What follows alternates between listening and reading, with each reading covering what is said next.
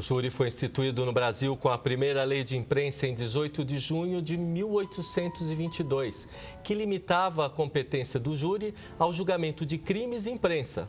Somente a partir da Constituição do Império, em 1824, passou-se a considerar o júri como órgão do Poder Judiciário, tendo sua competência ampliada para julgar causas cíveis e criminais. A Constituição Federal de 1888, com espírito nitidamente democrático, reafirmou a identidade constitucional do júri em seu artigo 5º, onde atualmente a lei passa a tramitar de forma mais dinâmica com inúmeras alterações. Afinal, o júri é soberano para julgar? Seria democrático? Para falar sobre o júri no Brasil, o programa Questão de Justiça recebe hoje o promotor de justiça, Roberto Tardelli, que é uma pessoa fantástica. Obrigado, promotor. Imagina, eu que agradeço muito o convite, sempre muito honroso, sempre muito bacana estar aqui. Obrigado. Eu vi o doutor Leopoldo, que sempre traz convidados ótimos, né? Como é que vai, doutor? Walter, o promotor de justiça, busca a promoção da justiça, é corintiano, Walter. Corintiano militante. Militante, é uma nação, né? A falar, viu, promotor, que essa semana o doutor Leopoldo, ajudou a coordenar uma semana muito boa na Unib. Na Universidade de Ibirapuera. Que teve nosso presidente lá. Fantástico, a abertura, né? O doutor Marcos da Costa, Fernando Capês, desembargador Erickson Gavaza e o delegado-geral Marcos Carneiro. Que fala um dos temas que é essa questão da imprensa e a área jurídica, né? E aí também vamos entrar já no tema que eu acho importante, né? Qual é a competência do Tribunal do Júri no Brasil hoje, doutor? Olha, o Tribunal do Júri, ele julga aquilo que a gente chama de crime doloso contra a vida. São aqueles crimes em que alguém voluntária e conscientemente busca a morte de outrem. 95% do nosso trabalho se prende ao homicídio. Mas também o Tribunal do Júri julga o infanticídio, hoje já muito mais raro, até em razão da diminuição dos partos domésticos. A grande maioria dos partos hoje se dão em ambiente hospitalar. Nós julgamos também os crimes de aborto e julgamos também um crime que é muito raro. Eu, pessoalmente, nunca vi, não conheço quem tenha visto, que é o crime de indução ao suicídio. Nossa, acho que eu nunca escutei. Ele é muito mais da literatura, da ficção, do que propriamente da vida comum das pessoas. É muito difícil a gente provar uma indução de uma ideia. Seria o que, doutora? Assim, é uma pessoa que está ao lado da outra. Por exemplo, o caso agora do jogador de futebol no apartamento. Posso citar esse? Não sei se posso. Pode. Então, em alguns momentos fala-se que ele começa uma briga tal, e ele explica que a menina... A indução, ela é uma atitude insidiosa, né? Aquela pessoa que chega assim, olha, acho melhor você se matar. Tua vida está muito ruim. Você não tem mais saída. Olha, se você morrer, tudo se resolve. Né? Você precisa morrer. Você deve morrer. Você deve nutrir essa ideia.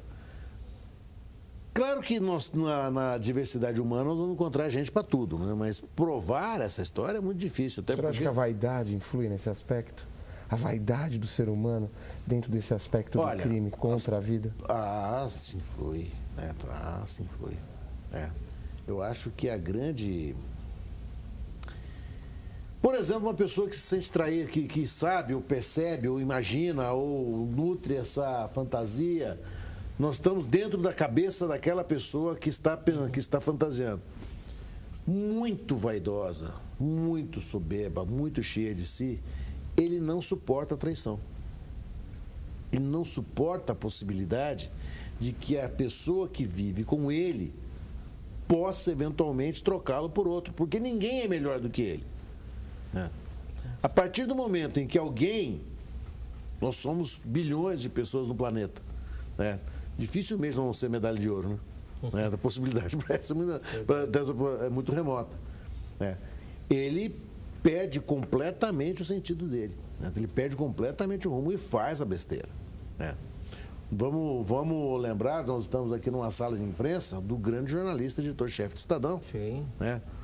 Notoriamente. Uma pessoa notoriamente assim, cheia de si, afinal de contas, ele era o editor-chefe de um veículo de imprensa do mais alto prestígio, né?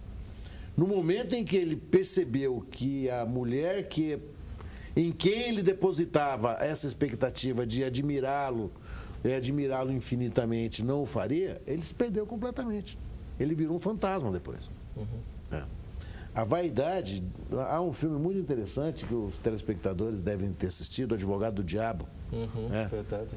E é feito pelo Al Pacino, que ele não é ator, ele é um médium, né? Excelente. Ele é, né? Em que ele vira para o personagem feito pelo... Ele fez Constantine, outro filme dele. Ele diz assim, ele Matrix fazendo também. o papel do demônio, fala assim, olha, a vaidade é o pecado que eu mais gosto. Ele é o mais divertido. Porque ele faz com que as pessoas aparentemente perfeitas e que na verdade são apenas um tambor, né? Elas são ocas por dentro, fazem grande barulho, né? Elas são extremamente frágeis, né?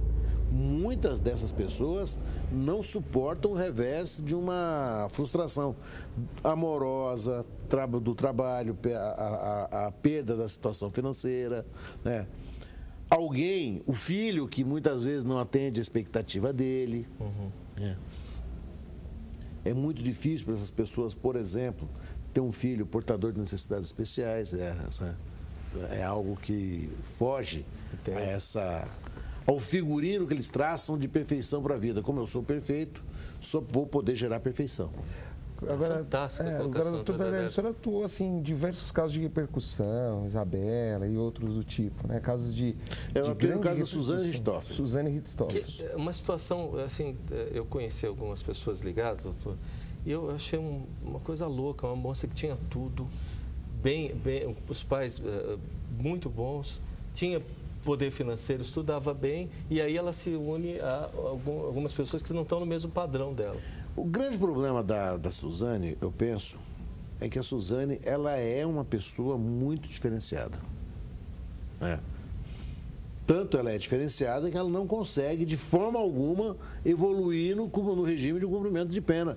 Muito embora já tenha cumprido o prazo para isso.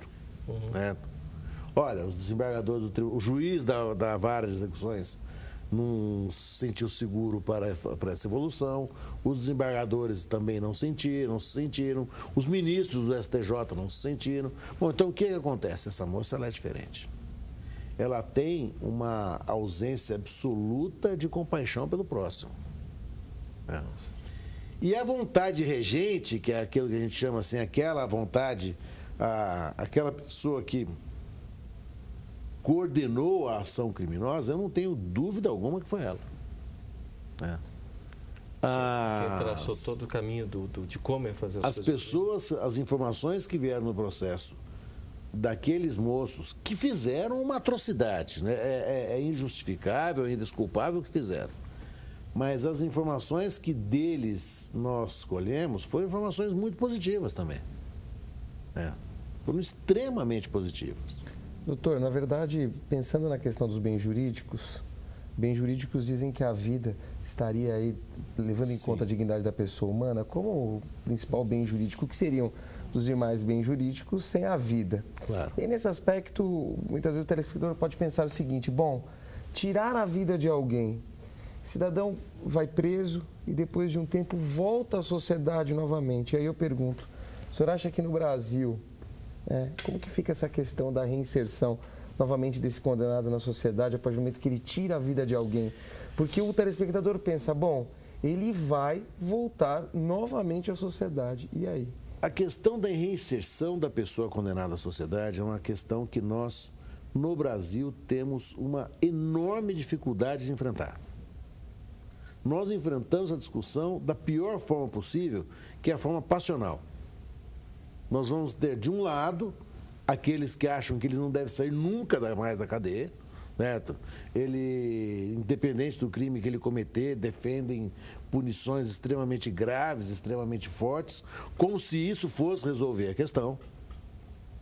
E, de outro lado, nesse movimento pendular, as pessoas que pensam radicalmente contrário. Olha, não é possível punição alguma e todas as pessoas que são presas são vítimas indefesas de uma sociedade estruturalmente injusta.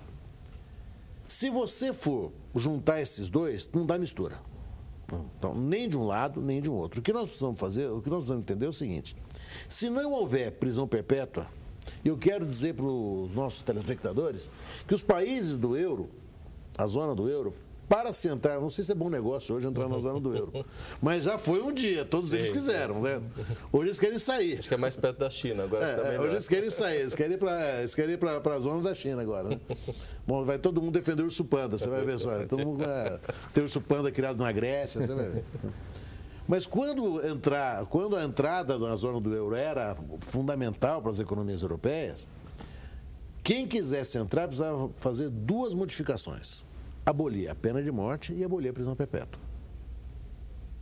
Nenhum dos países da zona do euro tem a prisão perpétua, tem a pena de morte.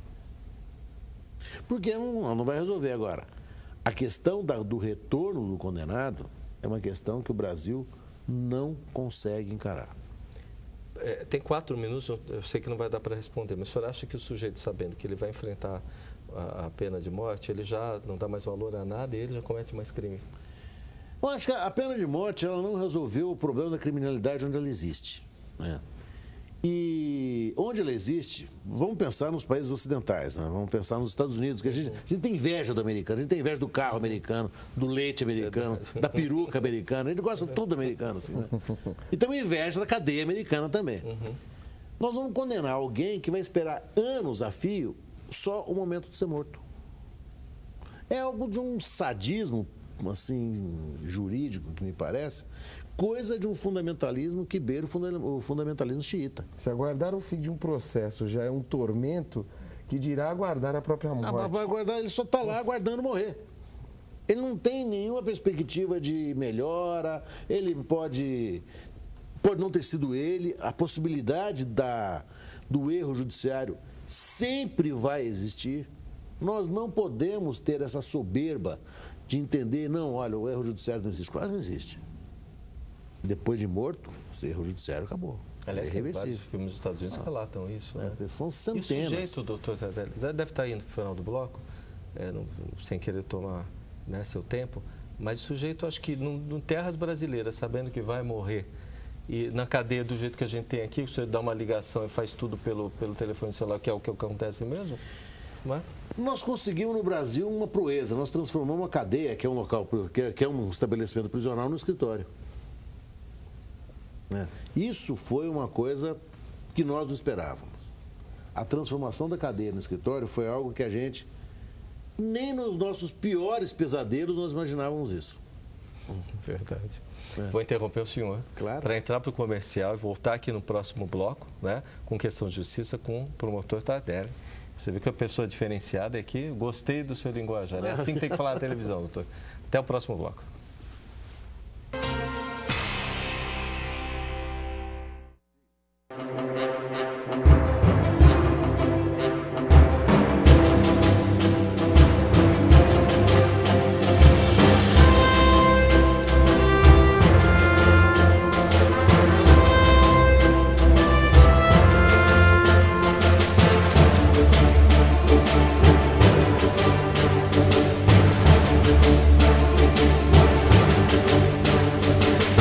A abertura e o lançamento da reunião, a maior reunião entre os advogados do Estado de São Paulo.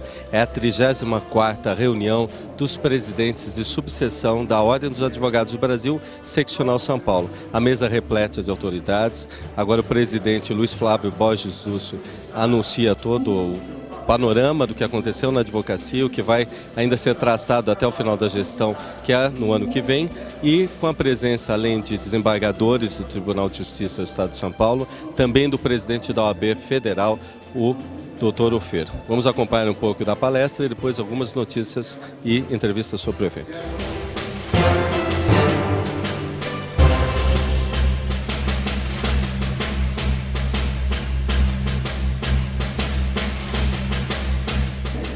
Nós viemos do advogado do interior.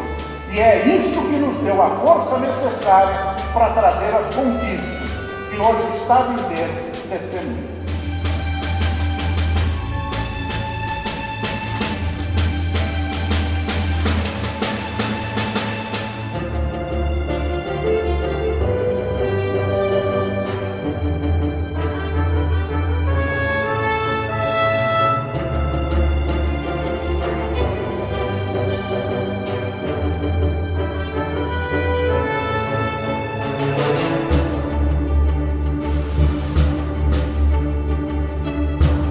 Como a senhora analisa o pedido da OAB para transferir a gestão do convênio para a sua secretaria?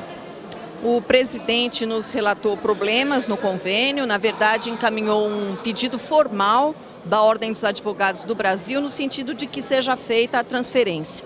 O pedido foi encaminhado ao governador, nós expusemos a ele os problemas que estão acontecendo e que foram relatados, e hoje o pedido está sob análise da Casa Civil. Eu tenho certeza que haverá uma solução, que será uma solução de consenso, porque o que o governo do Estado de São Paulo quer é a garantia da continuidade, da prestação da assistência judiciária à população pobre. E o papel do advogado é essencial na manutenção da justiça? Sem dúvida alguma, é fundamental. Não se pode falar em exercício pleno da cidadania sem o papel do advogado, sem o exercício do advogado. Muitos dos direitos da pessoa são garantidos por meio de ações judiciais. Então, o papel do advogado é fundamental no exercício da cidadania. A falta de diálogo entre a OAB e a Defensoria pode ser superado? Eu acredito que sim, não é? Se fosse aberto um canal de diálogo, isso poderia ser superado sem dúvida alguma, não é? Nós estamos falando de profissionais do direito e o diálogo é sempre bem-vindo em qualquer instituição. Já é possível a solução para esse problema, secretária? Estamos analisando, como disse, está na Casa Civil para análise, porque isso não depende de uma mera assinatura do governador. Então nós temos questões legais, o convênio está previsto em lei, então os obstáculos terão de ser superados. Desembargador, qual a importância do relacionamento entre o advogado e a magistratura? Olha, esse relacionamento existe e tem que ser o melhor possível, porque afinal de contas, todos nós, juízes, advogados, promotores, estamos sempre no mesmo barco, não é? Ou seja, não há uma hierarquia entre nós. Nós todos temos que trabalhar pela realização da justiça e somente com esta realização da justiça, da verdadeira justiça, é que nós vamos conseguir trazer felicidade para as pessoas. E nisso nós vamos percebendo que se o advogado não se dá com o juiz não se dá com o promotor, esta justiça não se realiza, é difícil de se realizar. Portanto, é importante que esse relacionamento seja cada vez mais estreito, porque, na verdade, o juiz é um diretor do processo, ele que vai dirigir o processo, não é? Mas não há subordinação entre juízes e advogados, não é? É ele que cabe conduzir uma audiência, mas tem que perceber que o advogado tem suas prerrogativas, que cabe ao advogado defender aquela parte que está ali presente, não é? E tem que tomar muito cuidado, porque não agindo desta forma, agindo com agressividade, agindo com descaso, agindo com indelicadeza, ele está desvirtuando seu caminho em direção à justiça. E com relação ao evento hoje, que é o 34º Encontro dos Presidentes da Subseção, desembargador? Assuntos muito importantes, né, foram aventados, foram indicados nesta abertura. O discurso do presidente Durso realmente vale a pena a gente ter ouvido, um discurso realmente notável, e dos outros também, de todos aqueles que discursaram, trazendo temas realmente importantes. Que pena que eu vou ter que voltar para São Paulo. Eu gostaria muito de ficar aqui porque vejo que o temário dos diversos painéis é um melhor que o outro.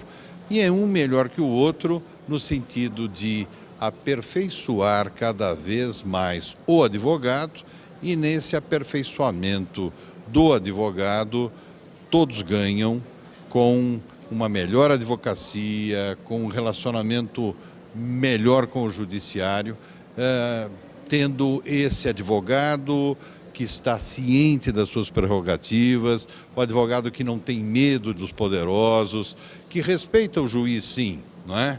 Respeita o juiz, mas não tem um temor, não vai se calar diante de bravatas de um juiz em uma audiência.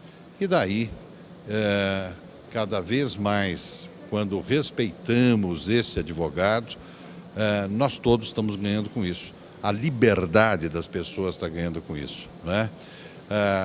A igualdade está ganhando com isso. Então, realmente, um encontro como esse é muito importante. Presidente, como o senhor vê a decisão do Supremo Tribunal Federal sobre o exame de ordem? De uma forma muito positiva. A decisão do Supremo Tribunal Federal, ao reconhecer a constitucionalidade do exame de ordem, aponta para o sentido de que toda a sociedade esperava, para a qualificação profissional como sendo essencial para a defesa do cidadão brasileiro. É fundamental que o advogado possa defender o seu cliente de uma forma qualificada. Nós não podemos ter o Estado a acusar, através de um promotor muito bem preparado, o juiz a julgar, também representando o Estado muito bem preparado, e uma defesa desqualificada. Isso desequilibraria a balança da justiça. Por isso é necessário que o advogado tenha a qualificação necessária para defender dois bens que são fundamentais na vida das pessoas, a liberdade e o patrimônio. Como o senhor vê a decisão, qual a sua opinião sobre a transferência da gestão do convênio para a Secretaria da Justiça? Bem, efetivamente o que se quer é que os advogados que fazem a justiça dos necessitados em São Paulo sejam recompensados por isso. É algo que nos toca muito o coração de ver colegas que não têm o reconhecimento por parte do Estado pelo trabalho que executam. Por isso, indo para a Secretaria de Justiça e Cidadania, quero crer que essa sensibilidade, essa percepção será maior, a fim de que se possa remunerar a advocacia que faz esse papel que deveria ser do Estado, que o Estado não consegue fazer, mas que infelizmente o Estado agora, por um dos seus segmentos, por um dos seus órgãos, está a dificultar a vida dos necessitados.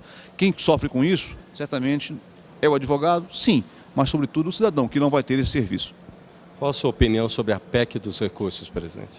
Bem, a PEC dos recursos é um equívoco muito grande.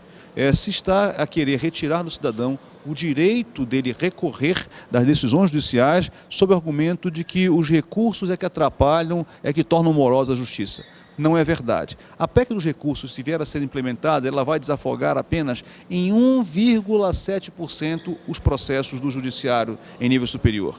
O judiciário é pródigo em criar esse tipo de mecanismo para não enfrentar os recursos que eles chegam. O que é necessário é que o judiciário aplique o princípio da razoável duração do processo e faça a análise do processo dentro de um prazo extremamente razoável, o que não vem acontecendo. E o que a sociedade quer é justamente isso. A PEC dos recursos não se justifica, ela é, na verdade, uma jogada de marketing no sentido de atribuir à advocacia uma pecha que não deve ser imposta a ela, mas sim a própria falta de estrutura do judiciário.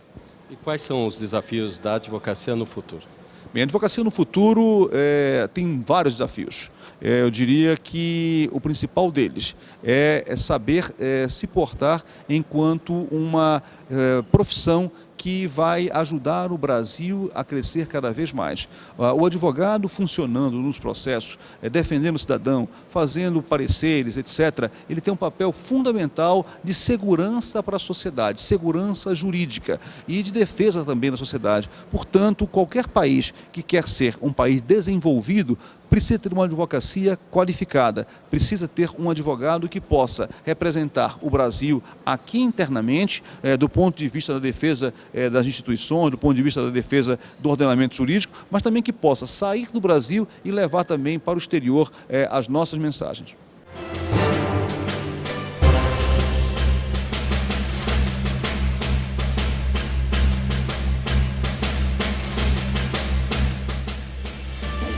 Nós viemos do advogado do interior.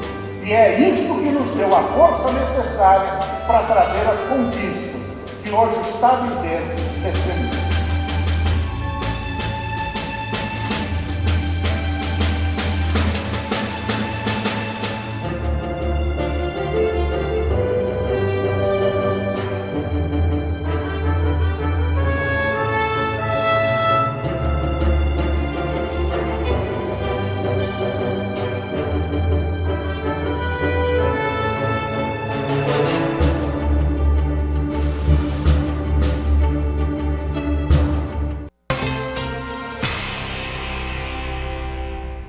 Você está aqui no Questão de Justiça, que pode ser visto em suas representações. Sabe como vocês fazem? Entra no site ali da Rede Brasil de Televisão, jornalismo, rbtv.com.br, entra em jornalismo, então, a gente está do ladinho do Ney Gonçalves Dias. Procura o programa Questão de Justiça e lá tem o nosso link para nossa página, que também precisa da sua participação. No outro bloco a gente vai falar sobre um teminha que é Previdência. Eu quero que você participe. Um teminha? Não, super tema, né? Super tema. Previdência você também vai mandar pelo e-mail, fazer suas perguntas e tal, porque o brasileiro também está ávido de saber como é que vai aposentar. Já é difícil viver, né? E no finalzinho da vida ele precisa pelo menos a questão da aposentadoria, que é um dos temas da Previdência. Kátia Rigon, especialista em direito previdenciário. Graças a Deus. Agora temos uma mulher participando do programa, né? Tá o Clube do Bolinha, né? Pronto, Tardelli, olha, eu estou adorando a entrevista, porque o senhor não usa o termo jurídico e explica o que está acontecendo. Não, eu tenho pavor do juridiquês. Meu Deus, e a população está ávida em saber o direito dela, mas ela precisa ser trilhada para esse caminho, né? Claro. Acho que ela tem todo o direito de não entender, porque nós falamos uma linguagem para não ser entendida. Posso perguntar uma coisa para o senhor? Todo mundo, não, tem lei em ordem, tem filme americano, tudo que é tipo, tem filme americano na China e tal. E o que o senhor falou é verdade. Todo mundo fica mirando, vê o filme na televisão, não sabe como é que funciona aqui no Brasil, com relação a tribunal, júri, essas coisas todas. Dá uma aulinha aí pra gente como é que funciona, porque o pessoal pensa que ver no filme é igual aqui no Brasil. Bem, o júri brasileiro hoje ele tem alguma semelhança com o júri americano. Vamos colocar assim, quais são as diferenças? Não é o Tom Cruise que está trabalhando no júri brasileiro, não é a Demi Moore que está trabalhando no filme brasileiro. É verdade. Não é a Cameron Diaz, Halle Berry, é o Roberto Tardelli, gordinho, careca, né? São as pessoas da vida real. Né? As pessoas precisam entender que o filme é uma obra de ficção. Então, tudo no filme passa depressa. As ações no filme são efetivamente coordenadas. A vida não é coordenada. Então, nós vamos demorar, às vezes, muitos anos para levar alguém a julgamento. E quando leva, o resultado pode ser frustrante. Como é que ele funciona? O júri é composto por um conselho de sentença escolhido por sorteio na população, onde 7 pessoas vão decidir sobre a causa. Participam do júri o promotor, na acusação, a bancada da defesa, seja a Defensoria Pública, seja a Defensoria Constituída, e o juiz como grande mediador do debate. Nisso, o que vai ser discutido lá são as provas que foram obtidas no processo. Claro que essas provas são contextualizadas temporalmente, são contextualizadas geograficamente, né? Eu sempre digo, uma coisa é a gente imaginar a pessoa que demorou 3 horas e meia, né? O programa vai para o Brasil inteiro, mas eu vou dizer, aqui em São Paulo nós temos algumas distâncias, né, que desafiam o fuso horário. Né? Então a gente chega de manhã e volta de manhã antes da hora de ter saído, porque é tão longe. Né? É comum as pessoas ficarem aqui 3, 4 horas numa condução, né? Numa periferia distante. O estado emocional desse indivíduo é muito diferente ao longo dos anos daquele que enfrenta o trânsito hostil da cidade, num carro com ar-condicionado, ouvindo a sua música, certo? Pensando sempre, como dizia o Vinícius de Moraes, sempre existe uma mulher para se ficar pensando, né? São situações diferentes, então nós vamos contextualizar isso. São ouvidas as testemunhas, são ouvidos parentes, são ouvidos familiares. A sessão é absolutamente pública, o júri é feito de portas permanentemente abertas, escancaradas à população, que pode entrar e sair quando bem aprouver. A grande vantagem do júri é que o júri faz com que a sociedade decida sobre o seu destino. Eu vou dar um exemplo muito curto, mas é um exemplo muito significativo. Quando eu comecei a fazer júri, Neto, eu nem vou dizer há quanto tempo, eu posso dizer para as pessoas o seguinte, eu tinha cabelo e usava calça 38, para você imaginar quanto tempo faz isso, né? As pessoas que viviam numa cidade pequena onde eu trabalhava tinham licença para matar as mulheres, porque lá havia um império de um ditado popular, a honra se lava com sangue. Outros valores. Outros valores. Quem mudou esses valores? Foi o Tribunal do Júri. Houve um momento em que a sociedade não mais aceitou essa argumentação que vinha secular. Era fácil para o marido exercer a justiça machista com as próprias mãos. Ele tinha já um grande histórico de decisões a favor dele. Em um determinado momento, o júri tem um movimento de inflexão. Fala, nós não vamos aceitar mais isso. Você vai se lembrar bem que falava-se da legítima defesa da honra. Algo que ficou tão no passado quanto televisão a válvula. Verdade. Nós não temos mais esse tipo de questionamento. Por quê? Porque o júri não mais admite. Uma outra coisa que o júri está fazendo, e agora o júri modernamente está fazendo, e essa tendência é perceptível, o júri começa a se interessar muito vivamente, o que é muito bom, pela forma como a prova foi obtida. Ou seja, ele passa a exigir que os agentes públicos atuem na conformidade da lei. Que é exatamente essa reconstituição da cena do crime. Reconstituição da cena do crime, o interrogatório, como é que foi feito, o reconhecimento do acusado, como ele foi feito. As questões formais que antes não tinham valor, embora tenham um valor gigantesco, nós que vivemos da ditadura, a gente sabe o que é a obtenção de uma confissão por um meio e por outros, a gente sabe qual é a diferença disso, né? Hoje, o júri está muito mais evoluído nesse aspecto. Ele não admite nenhum abuso policial, ele não admite nenhum abuso investigativo, ele não admite nenhum abuso do promotor, né?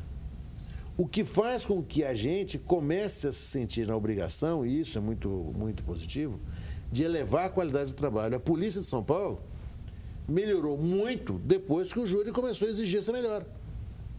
Entendi. Agora, doutor, outro dia até conversávamos com o promotor do caso lá do Mersa Nakashima, por exemplo, sem entrar a fundo no caso, né? Mas levando essa questão como exemplo, se discute muito se o direito penal hoje ele é ou não eficaz para combater algumas condutas. E aí pensando, por exemplo, naquele caso em que o cidadão não é encontrado, nós temos uma lei aí, muitas vezes se discute que o Ministério Público ele fica de mãos atadas no sentido de que nós não temos direito penal mecanismos para se buscar ou encontrar ou implementar uma maior efetividade. E qual a sua opinião em relação a isso? Olha, eu acho aquele cidadão que ninguém encontra, por exemplo. Quando a gente fala em foragido, no fugitivo, são duas pessoas. Aquela que não sabe que está sendo processada, né? Para quem não sabe que está sendo processado, existe uma agência de prisão fabulosamente eficiente. Se chama Poupa Tempo. O Poupa Tempo é quem mais prende em São Paulo, né? Ele vai lá, tira a segunda via de RG, não sabe que está procurado e acaba preso. Do foragido, do fugitivo. Que é o caso desse rapaz acusado do cometimento do homicídio dessa moça, da Mersa Nakashima. Ninguém sabe onde ele está. Eu tenho certeza, eu não sei onde ele está, mas eu tenho certeza que ele vive no inferno. Ele não pode ser na janela, ele não pode ser na porta, ele não pode conversar com ninguém. Ele está preso em algum lugar. A diferença é que ele, na cabeça dele, acha que não está preso, mas ele está. Só que onde ele estiver preso, onde quer que ele esteja, ele não tem direito à defesa, ele não tem assistência de advogado, ele não tem presunção de inocência, ele não tem nenhum direito garantido. A volta dele para as luzes do processo é interessante para ele. Eu vou te dar o exemplo do nosso colega Igor, Neto, que foi condenado pela morte de sua esposa. O Igor ficou mais de uma década foragido. E havia uma fantasia, quase que uma sequência de minissérie, As Aventuras de Igor na Terra dos Esplendores, no Jardim dos Prazeres. Que ele estava na praia, que ele estava andando de asa delta, que ele estava morando no Chile. Não. Ele pintava a parede, no interior do estado de São Paulo. Apareceu magro, confuso mentalmente, sem um dente na boca, completamente perturbado. A fuga foi para ele muito pior do que teria sido caso ele fosse preso. As pessoas que a gente fantasia, a gente imagina a pessoa foragida no Tahiti. Numa praia maravilhosa, cercada de lindas mulheres, tomando uma pina colada, num sol nordestino esplendoroso. A realidade não é essa. Eu vou te lembrar mais um outro caso. O presidente do TRT, o Nicolau dos Santos Neto. Nossa, esse caso foi emblemático. Né? Ele retornou da fuga. Ele não suportou ficar foragido. Mas ele não suportou. Certamente, a situação de fugitivo foi para ele muito pior do que a situação de acusado. Ele sofre as agruras de um cárcere diferente. Né? Ele está preso. Olha, esse rapaz que é acusado do crime dessa moça, Bessia Nakajima, ele está vivendo um inferno. Talvez ele esteja sem coragem de voltar. Ele começa, porque a fuga ela é uma coisa interessante. Eu trabalhei com várias pessoas que fugiram. E todas, ou melhor, a grande maioria delas, dizem o seguinte: a fuga é um processo meio irreversível, a pessoa começa a fugir e não para. Precisa acontecer algo na vida dela para que ela possa retornar à realidade. Porque nesse momento ele não tem família, né? Ele não tem pai, não tem mãe, não tem irmãos, ele não tem amigos, ele não tem parentes. Quem estiver com ele sabe que está correndo risco. Quem estiver com ele tem filho, tem mulher, tem família, tem a vida para levar. Né? Ele é um apêndice estranho a qualquer pessoa que no passado era o grande companheiro do churrascão dele. Hoje não é mais. Então ele tem que baixar o nível de exigência dele. Ele está convivendo com gente muito pior do que antes. O cidadão perde o referencial, a imagem, ele perde o referencial. Tudo. Eu sempre digo às pessoas assim, se ele pudesse me ouvir, eu diria para ele: volta. Volta. Ele tem a presunção de inocência garantida. Ele tem direitos de defesa. Ele tem um advogado que é o advogado que dele. Pode contar a história, que pode chegar lá e defender. Vai contar a história dele. Ele vai ter a oportunidade de dizer a versão dele, seja qual for. Eu não tenho a menor informação desse processo. O que eu sei é o que está na manchete do jornal. Nem na notícia me aprofundei. Mas ele vai ter uma série de direitos que onde ele está ele não tem. E pior, a cada dia que passa, ele vai contando cada vez mais com um nível de incompreensão e intolerância às pessoas que não admitem isso, com razão. Retorne, conte sua história, enfrente o seu destino. A vantagem que a gente diz para as pessoas que vão ser presas: não existe prisão perpétua, isso vai passar. Isso uma hora vai acabar. Uma hora ele vai poder voltar. Mas ele vai ser advogado? Não sei se vai ser advogado, pedreiro, cantor sertanejo, astronauta, técnico de cuspe à distância. Isso eu não sei. Ninguém sabe. Mas o que eu sei é que hoje ele é um fantasma. Dele mesmo. Ele está fugindo dele mesmo. Interessante. Tem 4 minutos, mas o fato dele, além de tudo, atrasa todo o processo, né? Não vai dar tempo para o senhor colocar, mas quero que o senhor volte no outro bloco. Mas acontece que tem alguns casos que nem saíram da questão do inquérito policial ainda, não é, doutor? Esses são os mais terríveis, são aqueles em que a autoria do crime não é apurada. Se nós podemos dizer que se existe impunidade, essa é a impunidade. É a impunidade de quem não teve revelada a sua condição de autor de crime. Não aquele que foi julgado e absolvido, não que foi julgado e não foi para a cadeia, porque ele foi julgado. Houve o julgamento. A grande tragédia da impunidade são essas pessoas que sequer nós tomamos conhecimento que cometeram crimes. E isso sim encoraja, estimula, né, e faz com que elas desrespeitem cada vez mais o que a gente chama de instituições aí garantidoras do Estado Democrático. E o fato dessa falta de informação, disseminar essa notícia muito rápido, o senhor não acha que, de repente, aguça? Eu vou deixar para o próximo bloco, né? que a importância da imprensa dos meios de comunicação aguça outras pessoas a realizar o mesmo caminho, talvez até buscando uma notoriedade. Isso é uma discussão muito interessante, eu gosto muito de enfrentar. Vamos falar então. Então, a gente vai voltar no próximo bloco, abrindo o bloco, falando um pouquinho, viu, da questão da Previdência, com a doutora Kátia Rigon. Voltamos para finalizar a entrevista com o doutor promotor Roberto Tardelli. Então, próximo e último bloco do Questão de Justiça.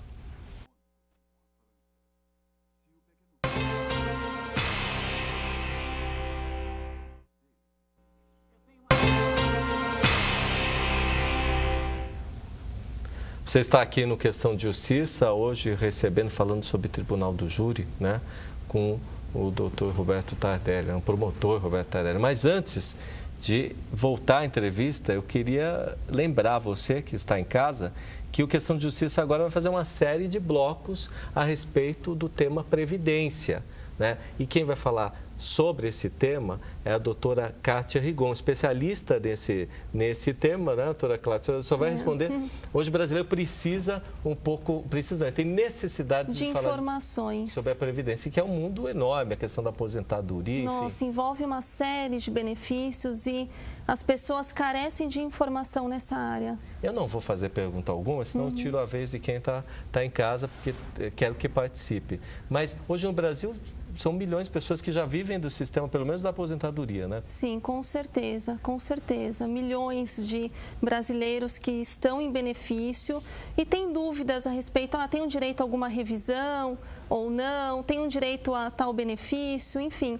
Então, eu vou estar aqui para responder, para tirar as dúvidas das pessoas. Então, vou primeiro agradecer a sua participação, porque ela veio trazida pelo doutor Leopoldo, né? E no último programa a gente falou da questão da aposentadoria. Doutora Kátia, eu vou chamar quem nos assiste para que encaminhe um e-mail aqui para a produção e na próxima semana, em 4 minutos, 5 minutos, a doutora Kátia Rigon vai estar respondendo, sobre aposentadoria, sobre assistência na hora de amparo na hora da doença, que é necessário, contar tempo de serviço para uma outra situação, talvez um amparo médico, enfim, doutora Kátia, eu quero que quem esteja assistindo em casa mande um e-mail aqui para Questão de Justiça, @rbtv.com.br. E aí, perguntar à nossa convidada, o articulista agora do programa, sobre esse Previdência. Vamos descobrir a Previdência em 12 temas durante essas próximas semanas. Talvez aposentar algumas pessoas até o fim do ano, que eu acho que é muito importante. Principalmente eu também, que quero saber como faço esse caminho direito para ter uma velhice mais tranquila, doutora Kátia. Tá certo, Walter. Eu agradeço o convite e até a semana que vem. Obrigado, doutora Kátia. E a gente volta aqui com o doutor Roberto Tardelli, né? Tá vendo que o programa está ficando mais florido. Ora!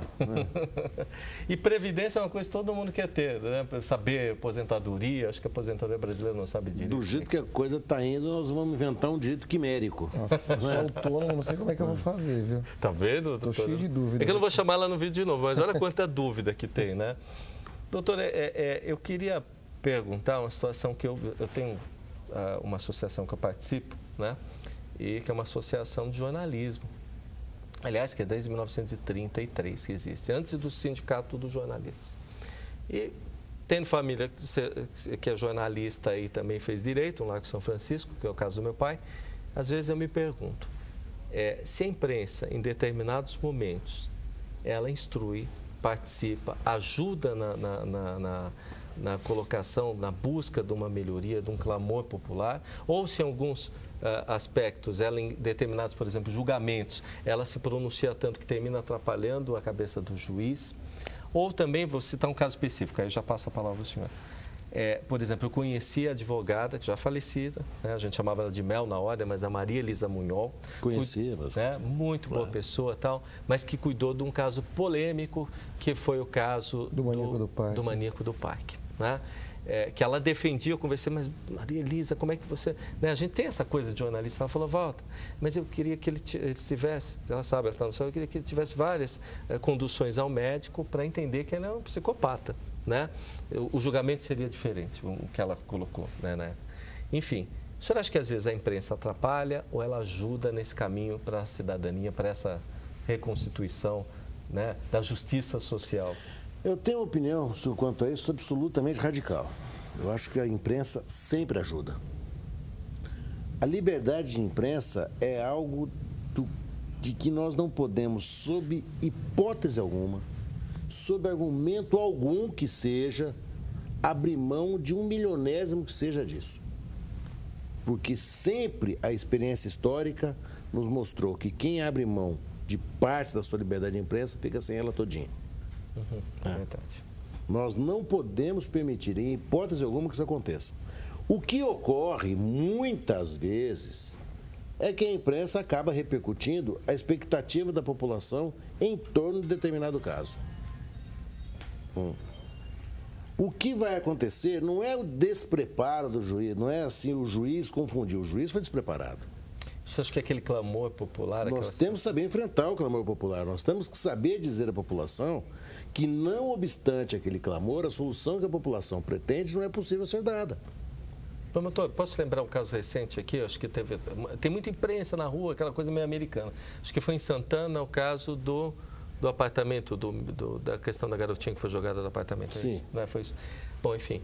Aí parece que o juiz, na hora, ele abre, não abre para a imprensa aí e tal, mas acontece que aquele monte de gente na rua, aquilo não causa um impacto, não causa? Aquele impacto ele não se transferiu para a sala de julgamento, mas ele a mim causou um grande impacto em algumas cenas muito, assim, eu costumo dizer que o diabo mora no detalhe. Né? Aquele julgamento foi anunciado às 3 da manhã. Verdade. E havia senhoras com criancinhas na porta do fórum. Verdade. Se aquelas criancinhas fossem tão amadas e protegidas, deveriam estar dormindo. Com certeza. Aquecidas, dormindo, no quentinho, já alimentadas por algum adulto responsável por elas. Jamais levá-las a assistir aquela condenação por um fato que até hoje eu fico me perguntando. Aquelas pessoas comemoraram o quê? Agora deixa eu fazer só um registro aqui, sabe? Você desculpa isso, né? Desculpa. Mas parece aquela coisa do Coliseu, da coisa de Roma. Claro, entendeu? há uma catarse coletiva. Essa catarse, a gente pode dizer que foi a mídia que provocou? Foi uma forma de se divulgar. E essa divulgação ganhou os interesses todos, porque tem uma coisa muito interessante. Todo caso que ganha repercussão é aquele caso que atinge algo muito fundo e muito perigoso na gente. O Brasil é um país que tem um grave problema da violência contra a criança. O caso Isabela Nardoni, claro que ele é impressionante pela sua dinâmica, mas crianças que morrem vitimizadas pelos pais são muitas no Brasil.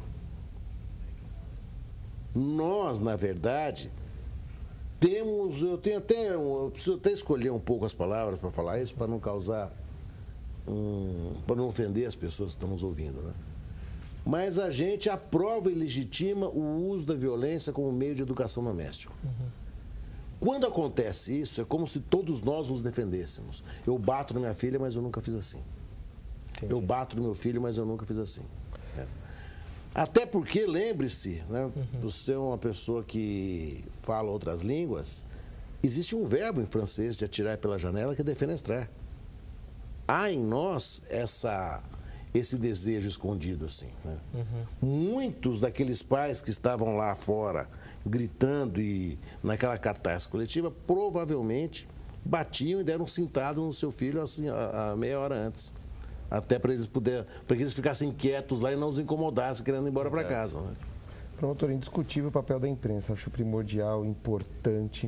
O senhor comenta que, por exemplo, isso não é levado para dentro de um julgamento, de uma sala de julgamento. Não é. Eu te afirmo com toda segurança. Agora, olha só, promotor, por exemplo, um caso desse emblemático, polêmico, que todos os veículos de comunicação comentam. Ora, uma sessão ali de júri, os jurados são cidadãos que visualizaram esse caso emblemático na mídia e que já não ingressam ali naquela sala de julgamento com aquela mente, com aquela ideia pré-formada, pode até ser. Incutida. Eu me permito te dar o seguinte exemplo. Eu trabalhei no caso da Suzane von Richthofen. Nós ficamos 6 dias em julgamento. Os jurados ficam absolutamente isolados por 6 dias. É uma experiência pessoal que muito pouca gente teve. ficar 6 dias isolado, sem contato com família, contato com jornal, contato com computador, com telefone, sem notícia de ninguém, fechados quase de uma forma esquizofrênica, dentro de uma única situação. No primeiro dia, no segundo dia, já estão cada qual dos jurados fazendo o seu voo pessoal. Será que suplanta aqueles 6 meses de divulgação na mídia? Abre o jornal, o caso está lá. Abre a revista, porque o jornal está. O jurado ele começa a ter contato com a prova de um jeito que ninguém teve. Tanto que no caso da Suzane, houve jurados que absolveram. Doutor, então é uma imersão dentro da vida da outra pessoa, do caso inteiro, né? Seria, vou usar um termo chulo para isso, para até para o pessoal entender, mas seria como essas situações do Big Brother. Ele tem horas que eles saem da realidade total, estão totalmente isolados. 6 dias dá tempo do sujeito ter uma imersão do jeito que a pessoa é. Existe um momento, e um momento, isso, no final do julgamento, assim, a sensação que a gente tem é que o limite entre a realidade e a fantasia ali foi quebrado. Cada qual está no seu voo pessoal. Evidentemente, então, a gente fala de que 8 pessoas, 12 pessoas? 7 pessoas. 7. Tem gente que vai a favor, tem gente que vai contra. É que eu nunca entrei, a gente só vê isso. E ele não pode comunicar ao outro jurado a intenção de voto dele. Eles discutem. Eles não podem, sobre o caso, eles não podem discutir. Doutor, explica um pouco isso. Então, terminado o júri, eles são levados a uma sala que chama sala secreta. Não é porque ninguém sabe onde ela fica, mas é uma sala onde as pessoas não podem ali entrar. O juiz vai fazer uma série de perguntas objetivas que permitem apenas a resposta sim ou não aos jurados, que até então não trocaram entre si nenhuma palavra sobre o caso. Cada qual está vivendo a sua história diante daquele processo. Isso, muita gente critica, mas muita gente também, eu testemunhei, isso é muito rico, porque é a pessoa das suas circunstâncias, em contato com aquele caso, elaborando aquele caso, da forma como ele entender que deve elaborar. Por isso eu digo, nessa hora, não tem mais força midiática que sustente isso. Já está todo mundo, cada um voando para um lado. Como as testemunhas que ficaram 5 dias isoladas. Imagine você ficar 5 dias rememorando e remoendo o instante em que, desgraçadamente, você foi testemunha de um crime. Agora, doutor, dizem que o júri não é feito para aventureiros. Advogados aventureiros geralmente não se aventuram num júri. Claro, um júri ali ele é feito de todo um teatro, de toda uma... Claro, sem contar os princípios que o norteiam, mas ali... Não, o júri é teatral, será que não vale ali aquele que melhor atua no palco? Não, o júri é teatral. Agora eu pergunto assim, o que não é teatral? Se a gente for... O namoro é teatral?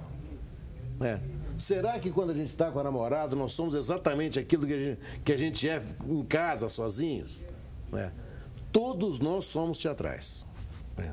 A teatralidade do júri é parte, assim, indissolúvel dele.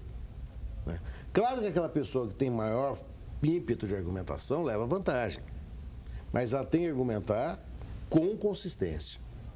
Só gritaria é o júri dos anos 40, dos anos 30, do século passado. Esse já não condena mais ninguém e não absolve mais ninguém. Aquele promotor que não deixa o advogado falar, fica partindo o tempo inteiro. Isso é um horror. Isso é um horror. Eu acho que isso tem um nome. Chama falta de educação. Isso não se faz. Falta de educação. O mínimo que você tem que esperar é a pessoa concluir o pensamento dela, qualquer que seja ele. Claro que ela está lá para contrariar o pensamento da gente. A grande vantagem pessoal que eu levo do tempo que eu fiquei no júri é que no júri eu acostumei a ser contrariado. Olha, meu filho me contraria, isso não me irrita. Minha filha me contraria, isso não me irrita nem um pouco. Os alunos para que eu dou aula me contrariam sempre, isso não me irrita absolutamente. Por quê? Porque confrontar é direito que a gente tem. Eu não quero ter o filho...